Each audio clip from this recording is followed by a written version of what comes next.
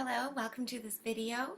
My name is Allie with Marie Speaks, and this is a offshoot video, a deep dive, taking a little side alley, I guess, from my Comprehending Consciousness series. My last episode, number 31, I talked a bit about meditation, and I really wanted to make a deep dive sort of video on the topic in case people saw that one and are intrigued, or in case there's more people out there maybe searching for videos on meditation and looking for other references and stuff. So I wanted to make this video a little bit more direct and educational, and so I'm going to be sharing my screen with some infographics that I made to just give some talking points for myself, keep me on track, and hopefully offer you guys some different ways to look at meditation, to approach it, to work with it, and to put your own individual thumbprint on it. So that's my intentions with this video today. If you haven't seen my Comprehending Consciousness video, I will link that below so you could check that out as well. Like I said, this was episode 31, so if you're new to my channel, you know, I have 30 other videos on a wide variety of topics, ranging across all types of terms and phrases that we hear a lot in the conscious community, the spiritual world, the new age. I really hesitate to use that phrase, unfortunately, because now it has a big cloud of negativity around it. But I don't align with that. I use that in my own terms, in my own way. And actually, I did a whole episode of Comprehending Consciousness on New Age term. So if you're triggered by that term, or if you feel that it's been hijacked, you know, you might want to check that video out. I'll put a link in the comments too on BitChute, just in case, because it's easier to find when you have the direct link. But for this morning, my topic for meditation, I am hoping to share my screen. So here, let me put up what I would like to put up here. Hopefully, I'm not unbelievably Zoom friendly here, so let's see.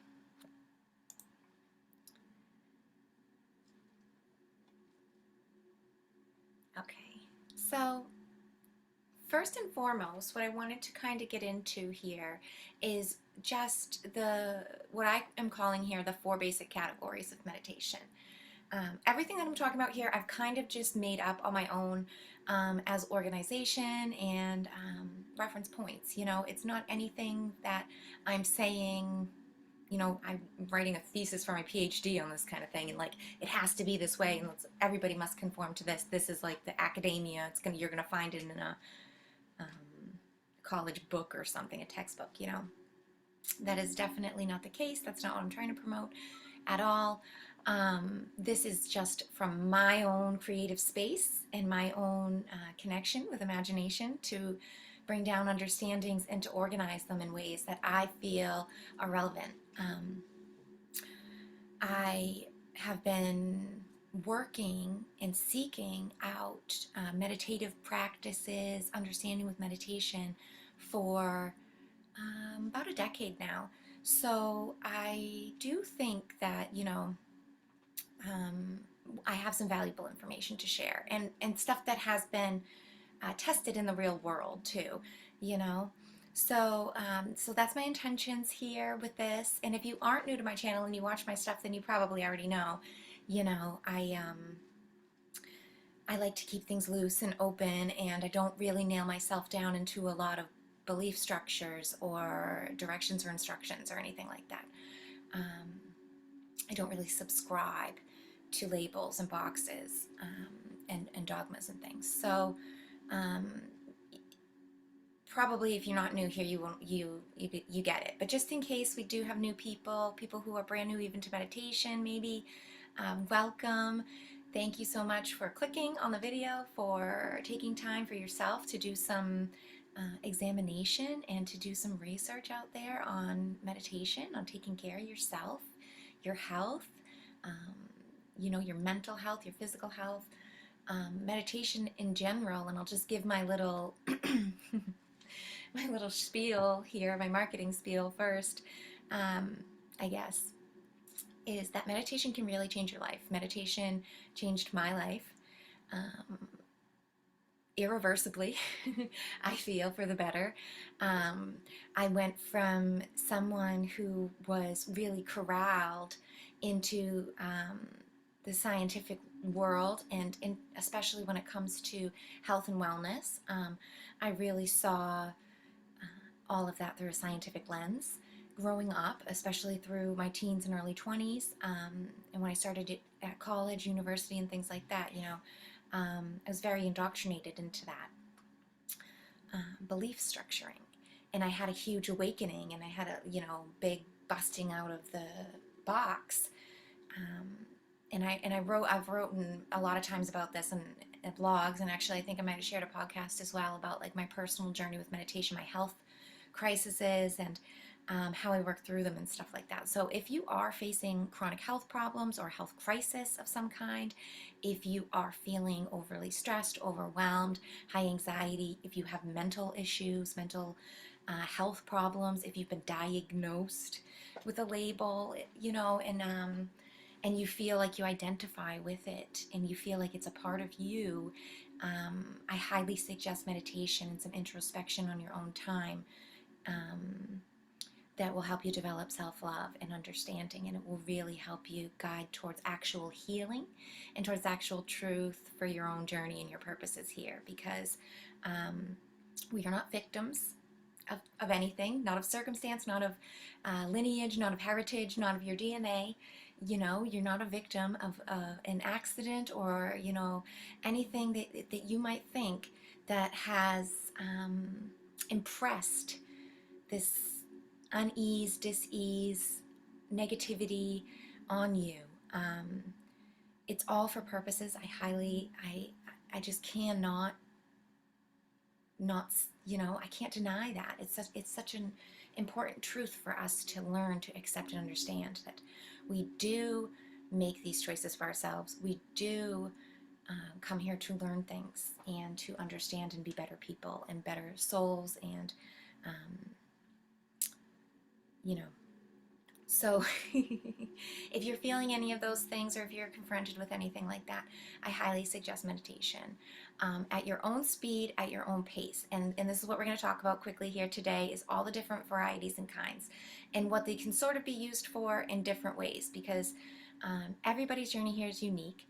Everybody's perspective is shaded by their past and the way that they got here to today, right? It's beauty in that, and it also kind of causes I had a lot of coffee this morning. It kind of causes disturbances, false expectations.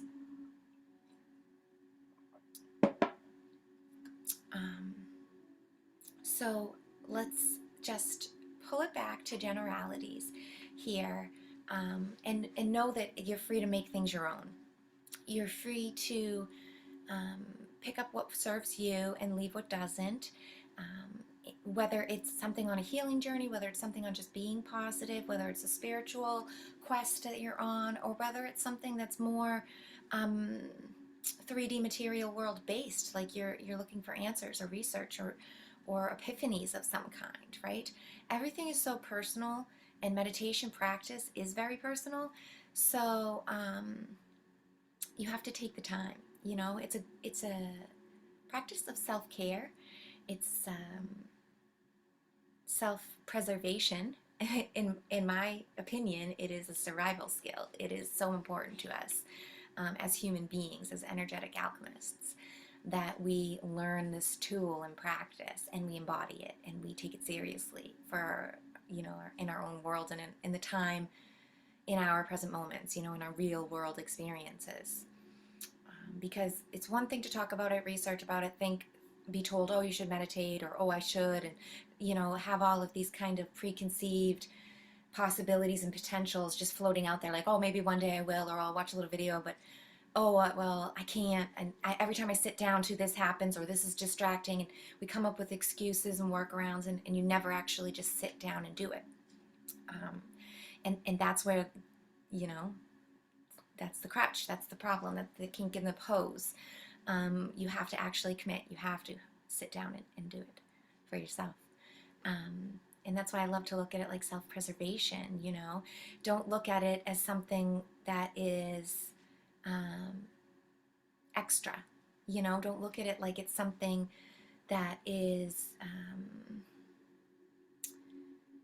oh, what's the word? I can't think of it. But when you know, like makeup, or when you get dressed up, or you do, oh, with self-indulgence, right? When you do these things like indulge for yourself, or, you know, you give yourself these little rewards or whatever. Don't even put it in that realm, because it is not that thin. You know, it doesn't float on the surface level. It sinks down deep. You got to get down into the silt, into the sand or the soil, whatever's at the bottom of your riverbed, and get in there and get your toes in there and wiggle and find the space for yourself and find that support, find that comfortability, that place to rest and relax. That's for you. So that's kind of the envisionment. That's kind of like my um, pre-ramble here about why meditation is important and how wonderful it is.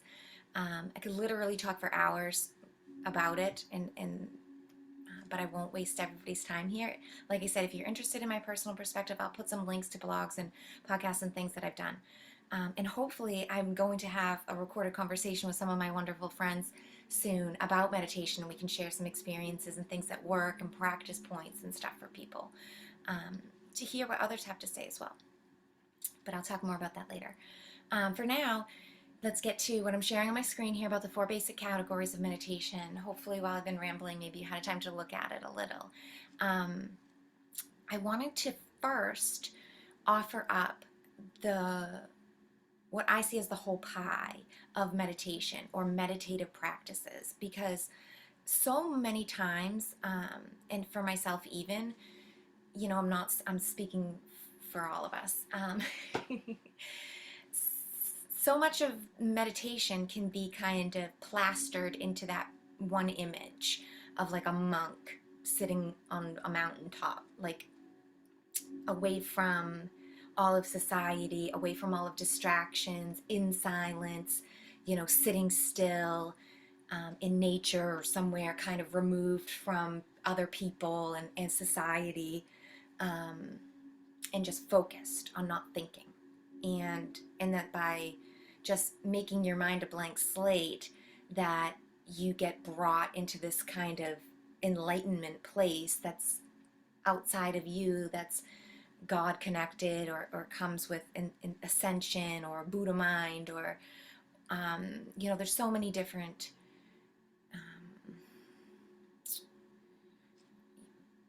examples of that, and that is a totally valid working, you know, but it's not the only thing, and it isn't even the most crucial part, in my opinion. And so what I wanted to do by giving this kind of like pie graph here at the beginning is opening up everybody's eyes and minds to all of these different ways that we can meditate. And in general, also here, just to show the kind of long view, the path that comes through regular practice with meditation over years, is that it bleeds out into your life and into all your relationships, into the ether, into your vibration.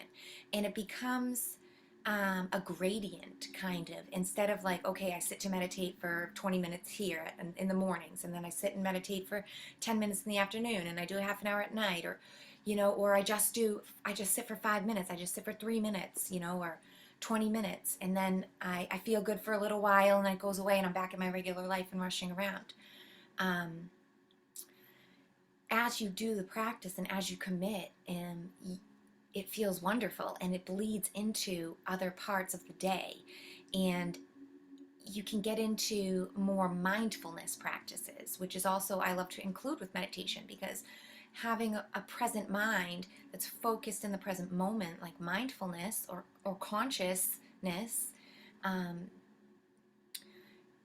really asks us to be fully embodied in our vessel and fully um, at attention to what is taking place at the moment, whether it's drawing back and centering in with breath and feeling breath or your heartbeat, or whether it's, fully concentrating on whatever you're doing, like washing the dishes and feeling actual water on your hands, or smells in the air, whether, you're feeling energetics within your body and you're feeling, kind of like electric energy, nervousness type feelings, the overexcitement that you can focus on and bring it into balance.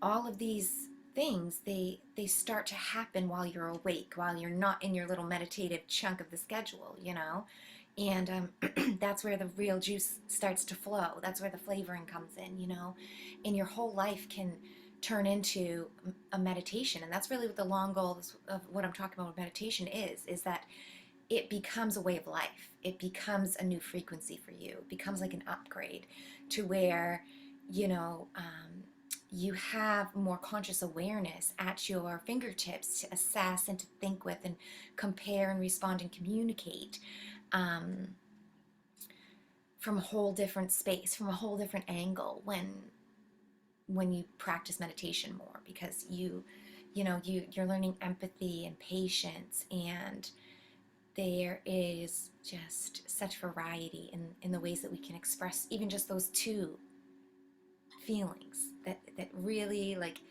you go to the gym when you meditate, and the muscles that you're working are patience, empathy, gratitude, understanding, letting things go, releasing. So many of these kind of muscles, they we don't work them out, we don't exercise them regularly, and so when catalyst disruptions, problems come up, it's like you're trying to run a marathon but you didn't do any work beforehand. Of course it's going to exhaust you, it's going to tire you out, you could fail, you probably won't be the fastest runner, you probably won't handle disruptions or problems as to your best of your capability, because you're not practiced, because you're you know out of shape. So that's what you could look at meditation as, if it's helpful to you. That tiny little bit of spiritual, emotional, and physical practice all combined into one, that you're kind of giving yourself this beautiful gift every day of toning those muscles. So definitely, if you have this kind of vision of meditation as only sitting in silence, then let's put that aside for now and just understand it is part of the pie, but it's not the only slice of the pie. And if for some reason you feel deterrence against it, whatever it is, let's just set it aside for now and realize that and accept that that's not the only approach. And so let's talk about the approaches here. For the categories of major ways that we could look at actual meditation, I have the biggest slice of the pie here as self-led. And for me, that's because everything is about the self.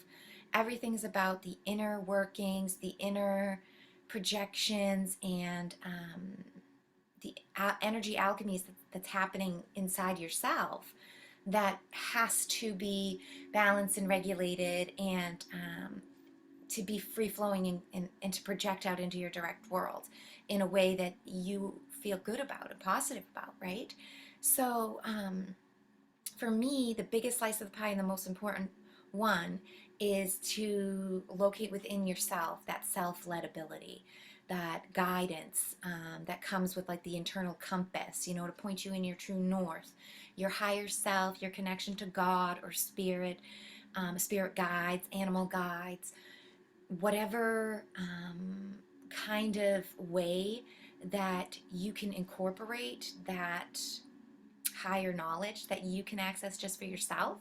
That is the most important place to develop. That's where we should spend a lot of our time, especially at the very beginning, working to understand. Now, of course, it can be overwhelming to try to get into things, especially on your own. And then if you don't have a strong internal resonance going on, if you've got a lot of shadows or issues to work through, then perhaps it's best to start off with other slices of the pie here, to build up um, the space of center, to have comparisons to look at your center against and see what works for you and what responds with you when you have lots of different external variations to compare against, basically. So we have guided by an instructor, and lots of things that are self-led also kind of slide into the guided by an instructor workings. It's very helpful to have somebody to learn through, a mentor or a teacher, or whether it's even like a professional, like a hypnosis professional, or somebody who has shamanic training, or more along that kind of psychological aspect of learning, getting a healthcare provider. I hate to even kind of use that word, but yeah, somebody along that angle who can really be a crutch for you, a guider, give you a lot of different ways to work with it and walk through it with you on an individual basis, so that they can show you the ways that we talk to ourselves, the way that you can get in there and work with whatever is floating around in your body vessel, in your energetics, and in your spiritual space. Because like I said, sometimes if it's really busy, if there's a lot of traffic or it's clogged up or whatever, it can be, we just get on internal liar loops and we don't even notice these kind of things. And that can lead to a place of meditation being really egoic, or also being a place that you just go to think and worry while you're there. You just plan things to do later, or looking at the past about all these things you should have done, or you're not doing it correctly, or you're not healing fast enough.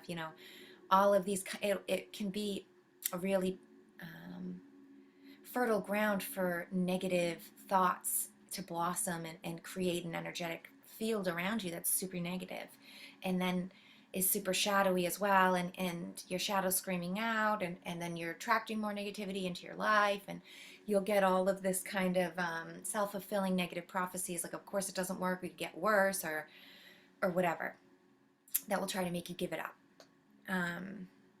So this is why guided by somebody can be really helpful. And guided by instructors, it can also be, it doesn't have to be like a real, in your direct life, that you go to a hypnotist, or that you work with somebody to do like regressions or whatever. It can be videos online, it can be ebooks, it can be MP3s downloaded.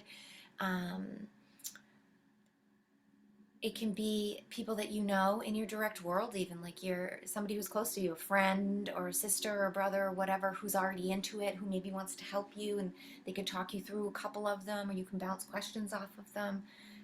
I have found YouTube videos, or whatever platform used to share videos, is very helpful for lots of different kinds of guided meditations. So if you have a desire or curiosity or whatever, but you are kind of noticing, when you go to sit down, or you go to do self-led type of actions, practices and meditation and stuff, that you are getting really mixed up or lost, or you're not making a lot of progress, it can be really helpful to reach out to some kind of guided resource.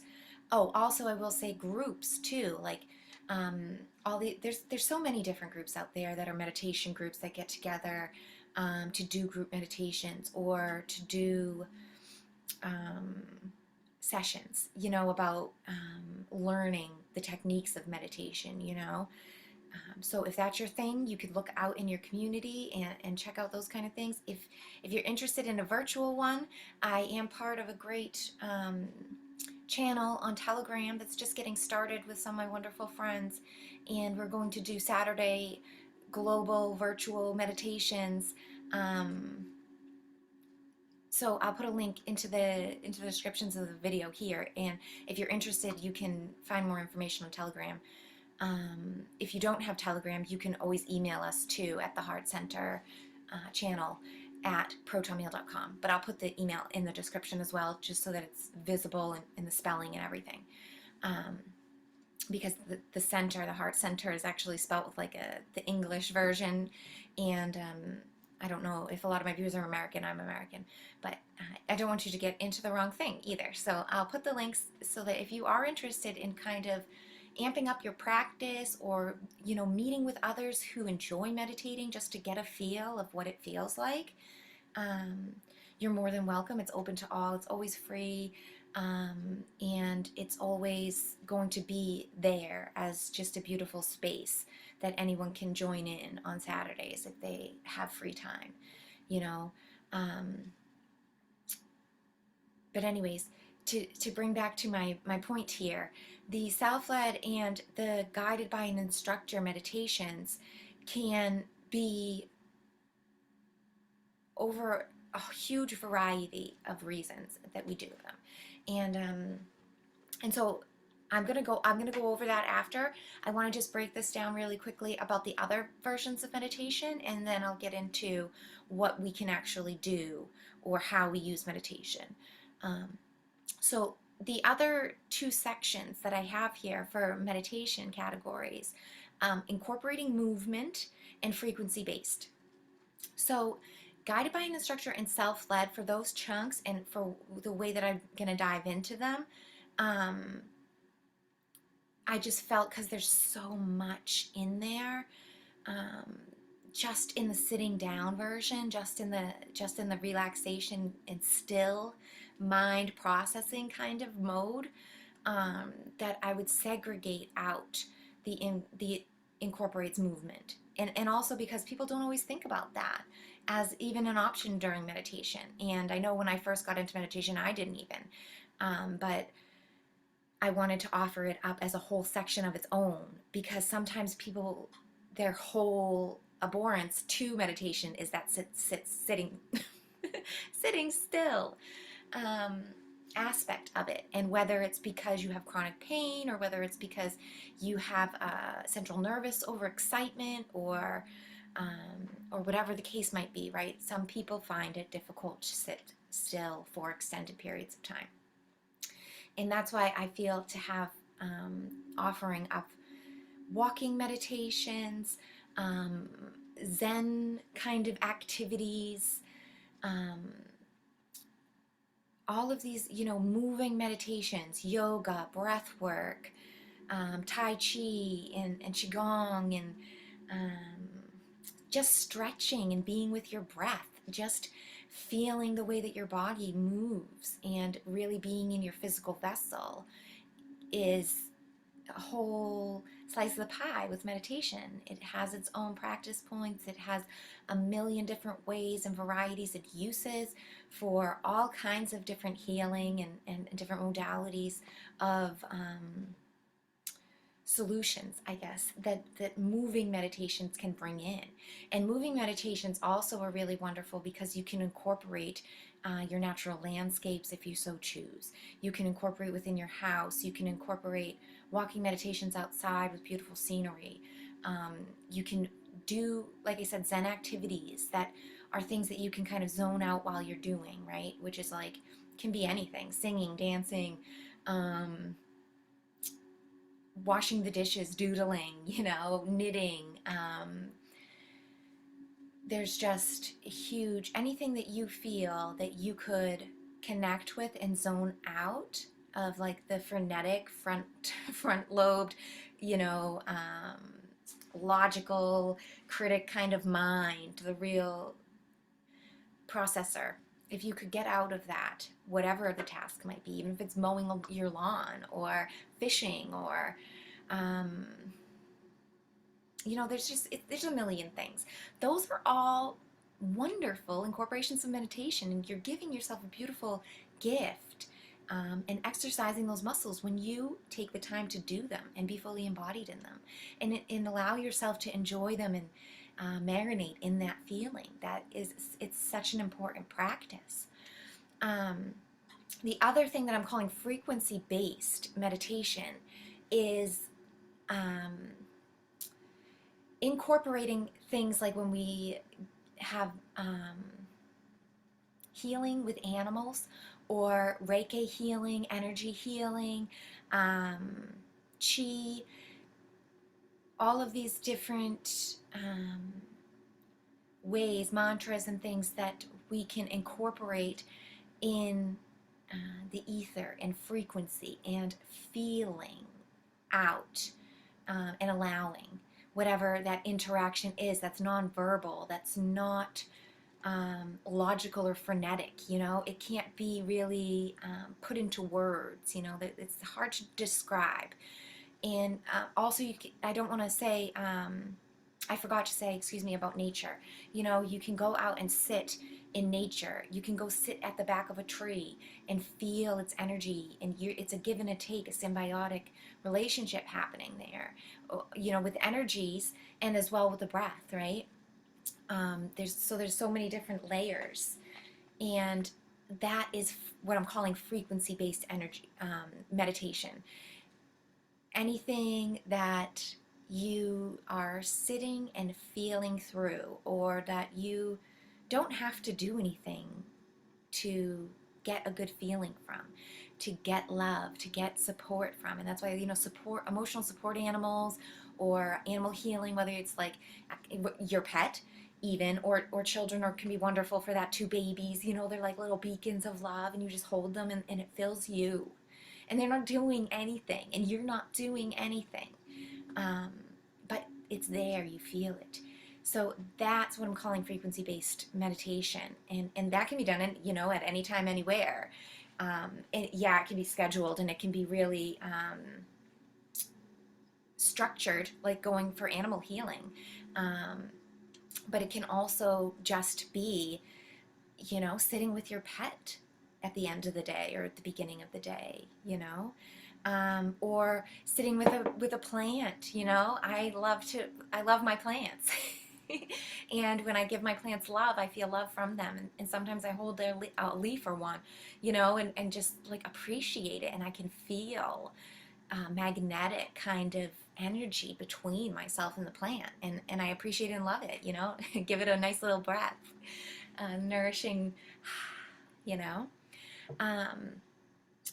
And frequency based can also be with material items. Let me say, crystals are not material items, obviously. Crystals are also another wonderful frequency based meditative practice. And if you choose to sit with crystals, you will be amazed at the energetic impressions that you get from them, and the little insights and the knowledge that comes through meditation when you sit with a crystal. Let me see if I'm missing anything else. But yeah, so these are the main basic categories that I like to distinguish, that I feel are really sort of sections on their own that you could cycle through almost. You know what I mean?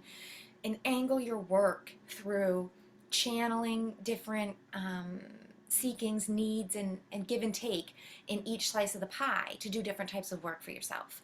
And this is definitely what I do. I cycle through a lot of self-led. I do so much self-led work, light and shadow work, meditation, introspection and assessment, and all that kind of stuff.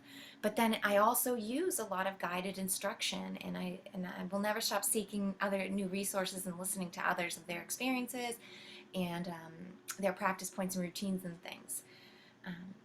And then it's so important to incorporate movement in. Like I said, these don't have to be like scheduled, rigid kind of things. They can bleed into each other. You can do them throughout the day, and they will. And it all becomes sort of, your whole day becomes this wonderful shading of ease and comfort and peace, acceptance, fluid looseness. And I'll say quickly here, because I'm getting on a little longer than I want to. I'm only on the first slide. But I want to point out here that sometimes it can get into false expectations, where you think if you do steps through 1 through 10, you're done and your thing's healed and it's over. And it's not like that whatsoever. And if you go at it that way, you're going to get frustrated and disappointed. And I know from personal experience, believe me, it's such a a mind control idea that we see these linear paths and we expect beginnings and endings and start and finish lines and delineations between the two, you know, and it doesn't work like that. And the more that you could just kind of release those sort of expectations up front, you'll find more ease and more understanding in your own world about what that even means and how you can get through that and how you can stop seeking that for yourself. It's an ongoing process, believe me. You know, it's been 4 or 5 years of me steadily knowing now that it's not about the end game. It's not about the finish line. There isn't one. There's always more. Each time you reach a new one, you'll be greeted with a new one. That's the progression of evolution and ascension, and that's a work of energies and balancing. It's continual and eternal. And so that has been a huge working in my own to just get over that. Because you'll think, sometimes we think, oh, like, especially when people start talking about light work and shadows and ascension and enlightenment and evolving, we get this false perception that you get so many positive feelings or so much light and love that it just bashes out the darkness, or it defeats the darkness, or that you won't have any more negative thoughts, or that you won't have any more of these, like, whatever kind of attributes, negative attributes you want to try to get rid of, that you're not happy with or whatever. Having that kind of perception of things it's not true and it's not helpful. Instead, if we understand that it's an act of balancing, and that the greater our light gets, the more positivity and the greater our polarity of positiveness and grows, our negative magnetics pulling is also attracting that same vibratory, you know, stature or expression. And so because you're stronger, you're able to be more helpful to larger shadow, you know, and so more of your shadows will appear, and they will be deeper and harder to, you know, work through and to find harmonious solutions for them, and it will take real effort for you, and that's not because you're not doing it right. That's not because you're not good enough. It's because you are doing it right, and you are powerful, and you're strong enough. The only things that are ever presented to you from the ether, from the universe, from an infinite intelligence, is things that your vibratory space is calling for and that you're prepared for, and that have a meaning and a working to them, you know. And if you can accept that, then, you know, it makes the working a lot easier. And it also makes committing to your practice much more beneficial and much more enjoyable, because you're not like looking for deadlines and hitting these goal markers and making it to a finish line, you know. That can be huge mental looping, you know, liar's loops that we get caught up in. And then your whole meditative space will just be encroached by that. And, you know, like I said from the beginning, you'll start and it will become a negative cloud around you, and meditation can be super negative. Anyways, I don't want to get too much into the energetics and the working of that. Be mindful of your shadow. That's my message for now. Anyways, to break it down a little bit further, I wanted to give here at the bottom kind of like these major categories of what we think of when we have these three different, I don't know, I guess 3 different ways to meditate, to take in information, to process and to live, I guess. Becoming a living meditation is sort of the goal here, right? And so we have to start looking, kind of breaking away these sort of false walls we've put up around to cage and say you have to work in this direction. You know, it's supposed to be 360, all encompassing at all moments. And so, yes, we have sitting down, the traditional versions where we have self or instructor-led, silent or guided. But sit-down meditations, I feel, are most beneficial for intention-focused type of work. Anything that you're going to be using your mind's intention, you have a focus that you need solutions or to heal or to incorporate things, to do mental working around for your mental body, to incorporate information into the spiritual and physical layers, then sitting down meditations are wonderful for that kind of work. Moving meditations And those, like I said, incorporate dance, walking, stretching, running, breathwork, yoga, all these a million different ways, swimming, whatever suits you in your direct world, whatever works for you.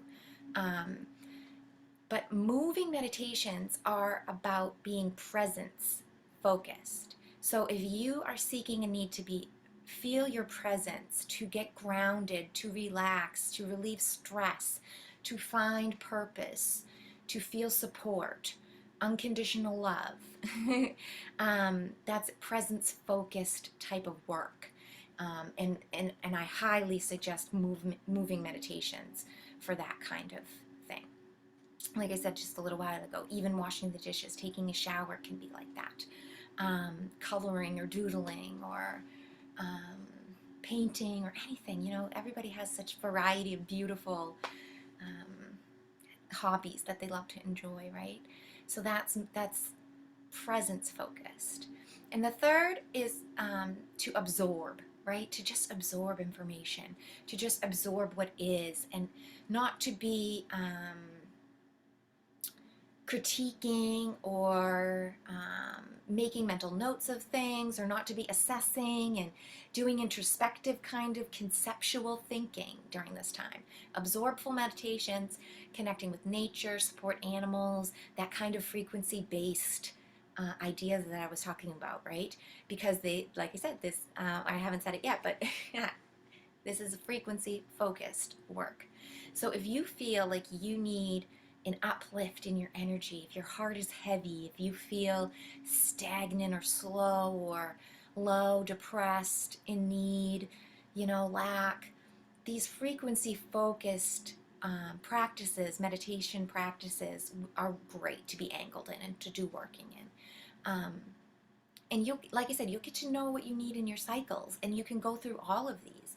And it is a sliding scale gradient, and some of them might morph into others, and sometimes you might feel, great frequency healing through moving, or sometimes you might even get into great frequency focused healing while just sitting down. So it's not to say that they are in boxes and they can't be mixed or mingled, right? It's just offerings here of ideas.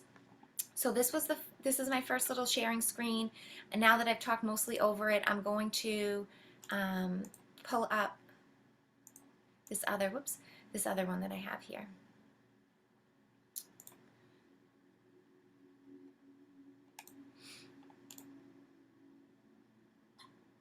And so, let me get rid of that. There we go. So this is a little infographic that I made for the Heart Center channel. As you can see on the side, it has a little blurb about brought to you by T.me, the Heart channel, the Heart Center channel, excuse me. But I wanted to share it and talk about it here because it is such useful information. And when I made it, of course, I make it for an angle of sort of sharing the channel and getting people out there to understand we are getting a channel going. But more importantly, like for this deep dive video, especially, I want to talk about this fine tuning and how we do that, and how you can make meditation personal, how you can really get the most out of your meditation practice as well. So this might, it is for beginners, but it's also for intermediate. It's also for people, who are more at the alchemist mastery type of level as well, to pull back to the basics, right? And to go at your meditation practice with specific intentions. And so I wanted people to see how easily you could go through these 3 little steps and really define what you want to do. Because sometimes, we get, especially if you're excited about meditation, or especially if you've started to get a little taste of the progression and you want to amp it up, or you want to keep it going, or you get a little sense of bliss and euphoria and you want to bring that back down, going into it with these 3 steps can really be like, okay, I can get focused. I can not see that there's a million different ways that I could use it and get caught up and lost for half an hour scrolling through guided meditations or something, Let's not do that. And if you bring it into these 3 little steps, it can really kind of angle your today's present moment meditation practice and get you focused so you can get the most out of your time, right? So first and foremost, I highly recommend defining your intention for that time. Now, this doesn't have to be forever, remember. This is just for the moment, present meditation practice of today. Um, so what does that look like, right? I gave some examples here: relaxation, clarity, healing, guidance, insight, solutions, sleep, cleanse and clear, and realign. These are broad intentions that can help you narrow down your possibilities into what you're going to do for yourself today. Maybe one sparks an interest right away, or maybe one is like, ooh, sore spot, and you've got to go to that. There's, it's a internal listening first and foremost. And then if you choose your intention, you can then go down and think about your set and setting. And this has to do with asking yourself, how long? Like what, after you choose your intention, like what size of intention is this? How big of a project is this for myself? How long is this going to take me? Look at it like, is my intention hoping to clean my entire house from top to bottom, get all my rooms organized and a spring clean kind of thing? Or is my intention super narrowed and specific, like I have a lot of chronic pain in my neck or in my back, and I want to focus on that? So as soon as you're defining your intention, it's going to give you little markers and guidance of what size project it is and how long it takes to assess that kind of project. So take that into mind, and also take into mind how much time you have right now for this day, for this time. And you have to find a middle ground between the two. Don't take on-size projects that you don't have time to accommodate for. It's disrespectful to yourself to do that. And it will cause a buildup of negativity and anxiety, because you'll be pressured. You'll feel time is ticking while you're doing the work. You can't really be focused in the moment, because you'll be, oh, I only have 20 minutes to do this, or oh, I have a half an hour and I have X, Y, Z to do, or oh, this is such a huge task. How could I ever even approach that right now?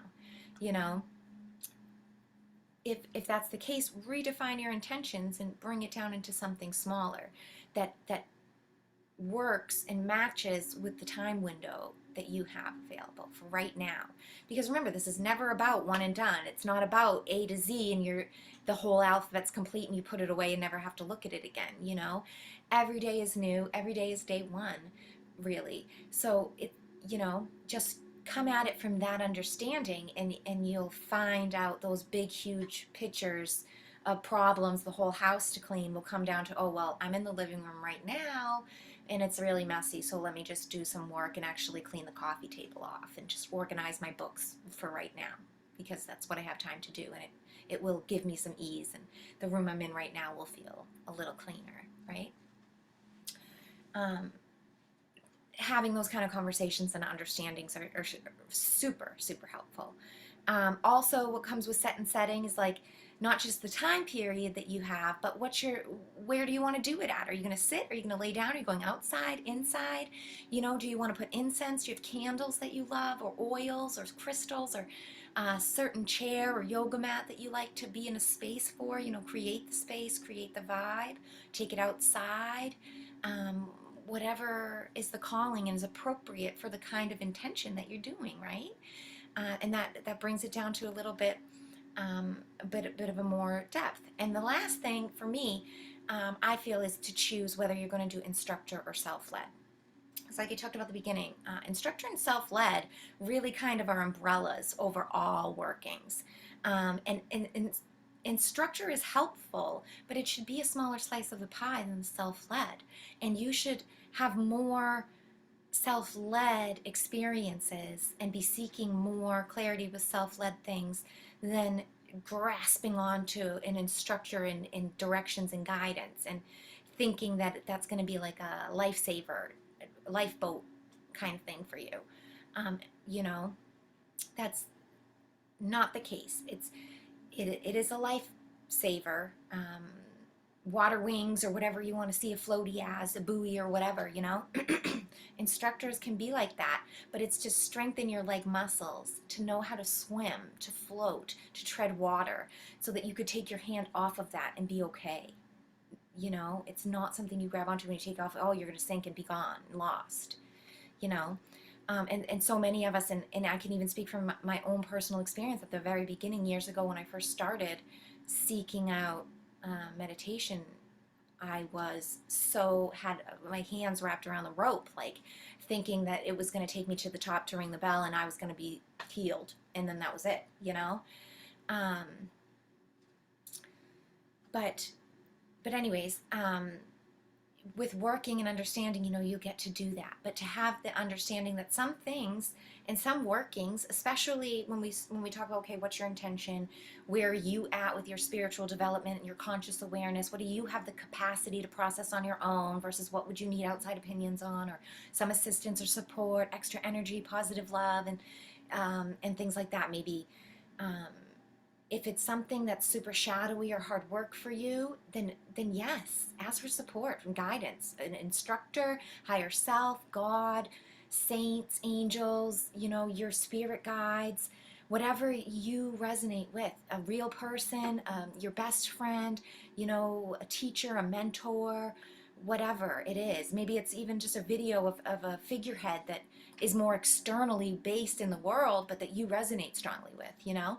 Watch videos by them, listen to their advice and guidance. You know, the more that you do this, the choice will become more apparent to you as to what you're seeking and needing for, based on what kind of work that you're sitting down to do, right? So yes, while I am really waving the flag of self-led and do things for yourself and to get that internal compass and connection to your sovereign worth really strong, and that imagination space and intuition connection really strong, so that these come first, and then we assess external with these, you know. But never ever be afraid to ask for help or assistance. Never think that you have to do things on your own, or that, you know, if you are at a place where you're feeling weakened, that you couldn't ask for help or support, or that you can't just use guided meditations. Go for it, you know.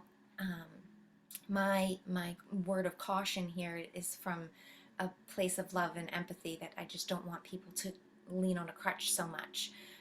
Or, you know, like I was saying with that buoy metaphor, you know, that you never learn to actually swim or float on your own because you got water wings on the whole time, you know. Um, so for those of us who have sort of a meditation practice going, or who are interested in it, and this is great 3 little quick steps to get you focused on what you want to do for the present moment for today. And finally, what I want to kind of just go through quickly here, let me just stop sharing this one, bring up my last little infographic kind of thing here. I just wanted to offer some quick tips to remaining present while we're meditating, because especially when well, you know, throughout all of the workings, it all depends, but especially when we first get started, quieting the mind is such an important practice. It's such a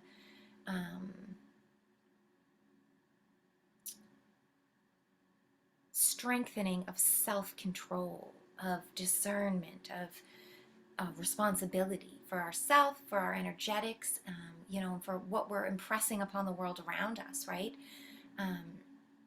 Quieting the mind is like a foundational practice. You know, if we were looking at like exercise in the gym, like, you know, clearing your mind is kind of like push-ups or sit-ups, you know, it's everywhere. It's kind of like every single gym has a version of those. It's really a basic skill. Clearing the mind and relaxing the mind is basic. And so for those of us who are struggling, or maybe it's become you have a lot of disruptions in your life right now, and so it's just become kind of a bumpy ground for you, and you used to find it very easily, and now you're struggling with it. You know, everything's a cycle. But some of these things are really great for keeping us in the present moment. And also, I will say, just like meditation bleeds out into everyday life, and just like we're trying to eventually get to this whole conscious living meditation space, these all can be taken out of the meditation scheduled space of sitting in meditation and use during your regular day, whether you're at work, whether you're, doing stuff with your children or your family, or your friends, or you're out at the store, whatever. You know, these can all bring great grounding presence to you, remind you who you are and why you're on this journey, and center your whole being.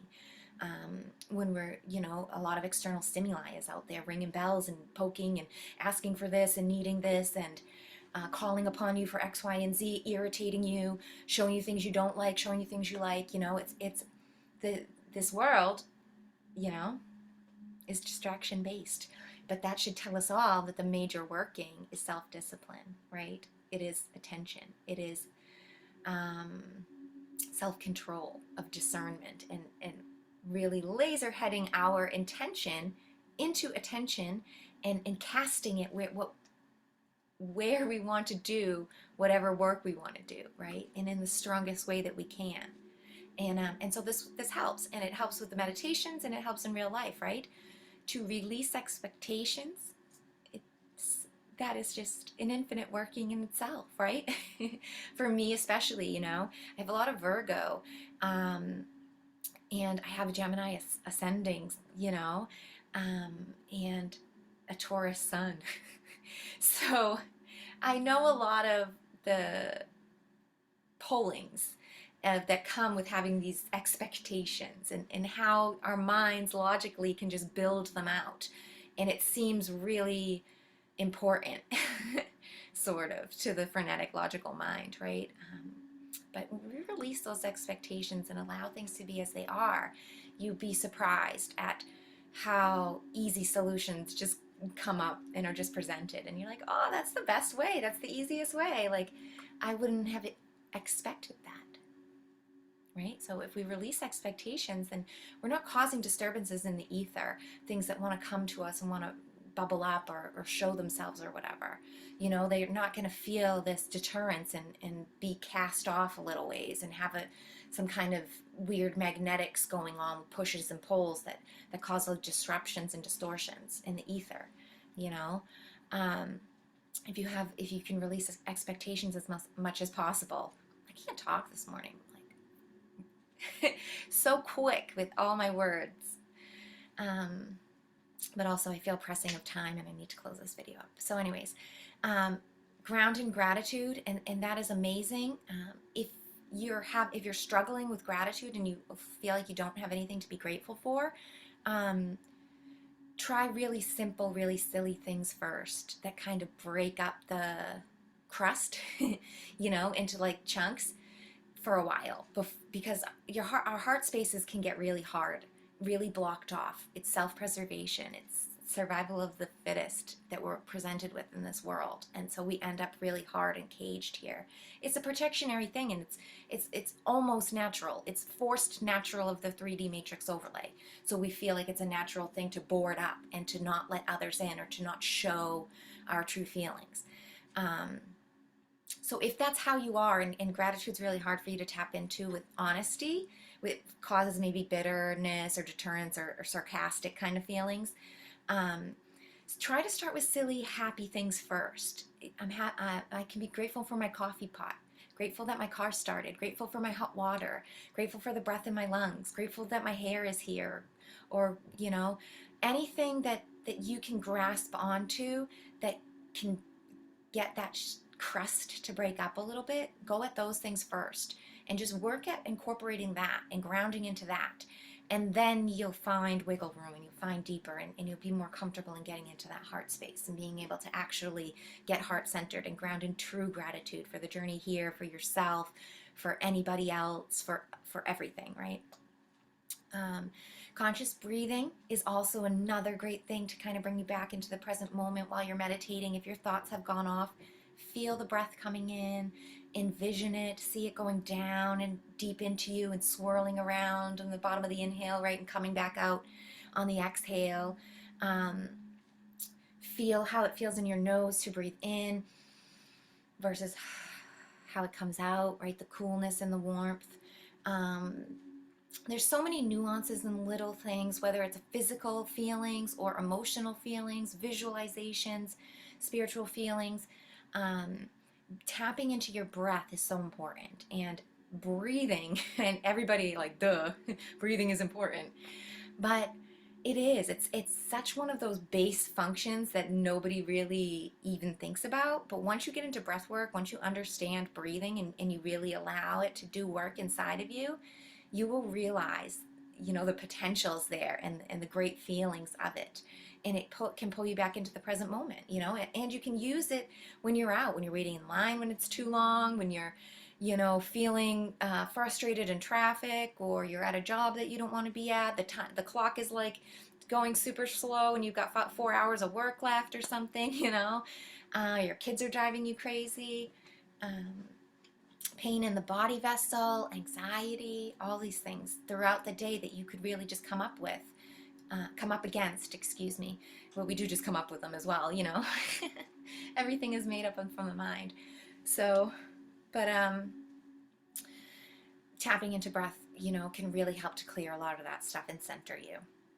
Repeat a mantra is another really great thing. If you've got a lot of mental stuff going on, you keep getting trapped in maybe planning for the future, or maybe past things that are really bugging you, or repeating a mantra is wonderful for pain healing as well. If in the physical body, in the moment, you're feeling hurt, unease, achiness, pain in some kind of way, mantras and repeating them can really get you through pain. Same thing with conscious breathing. Breathing is so important. It's just like almost every mother who gives birth understands this kind of natural, innate work through that the breath can become and does.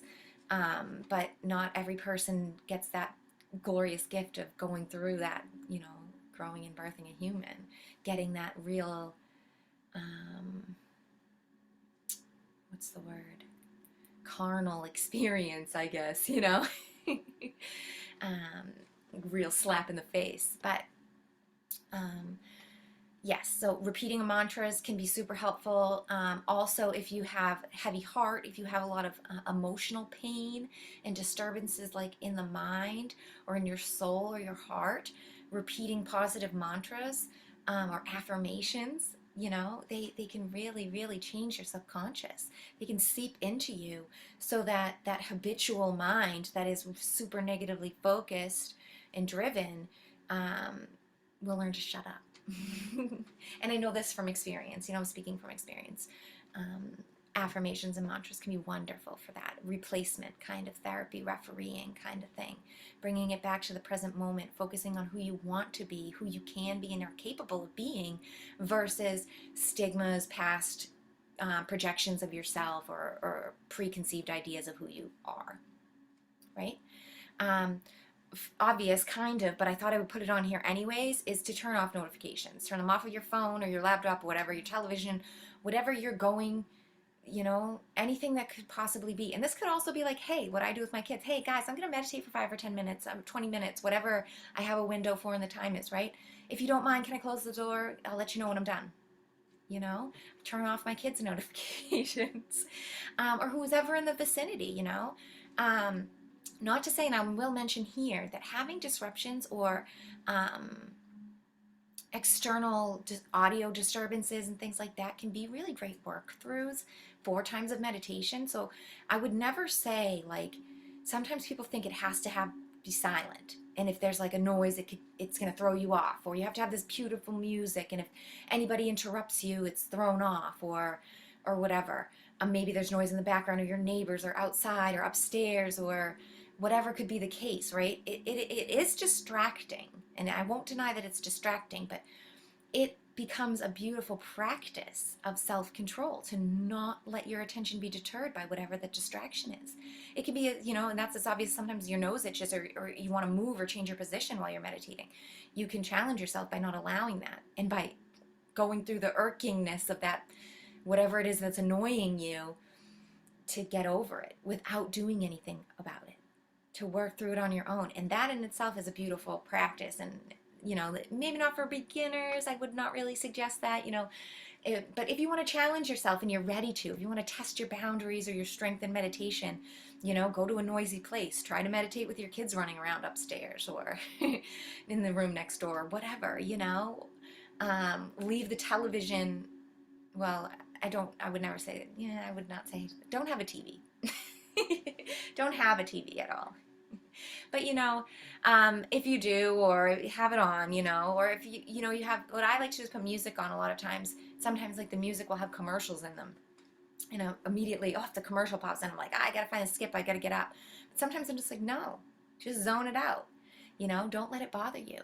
Um, you block it out because, like, if you could remember that time between wakefulness and sleep, whether it's when you're falling back asleep or right when you're about to fall asleep, you zone the whole world out. You might not hear the TV. You might not even hear your kids in the next room if you're so tired, or maybe your husband snores like mine, and it goes away. You don't even notice it. You can't hear it because you're so close to sleep, or you're so in this meditated place that's outside of this reality.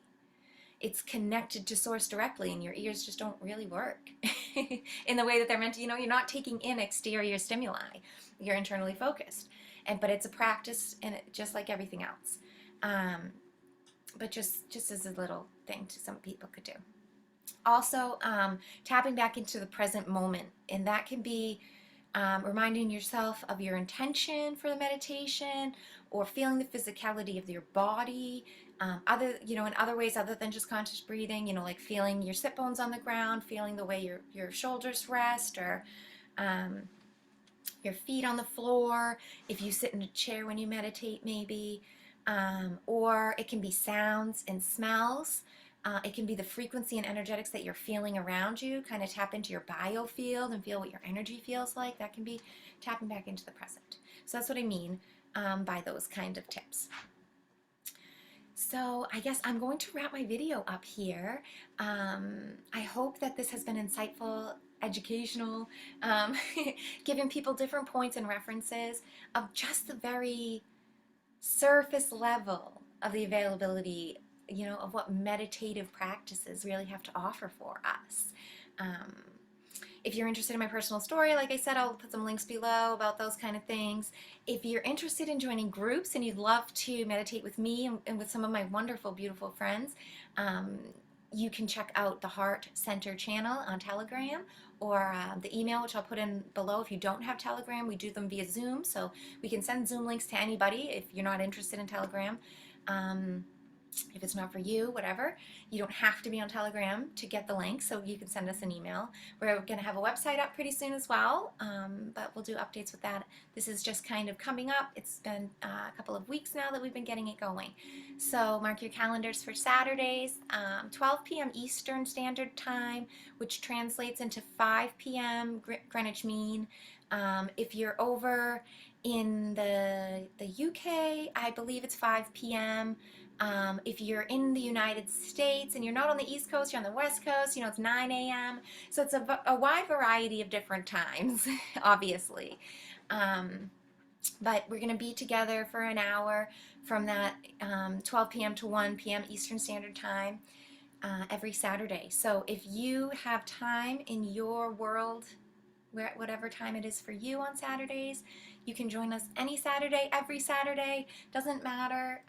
We're holding space that will be available to all, and at all levels and all varieties. So if meditation interests you and you want to give it a go, come join us. Or if you have a practice already and you're looking to invigorate it or take it up another notch, group meditations, they just provide such an additional lens of working.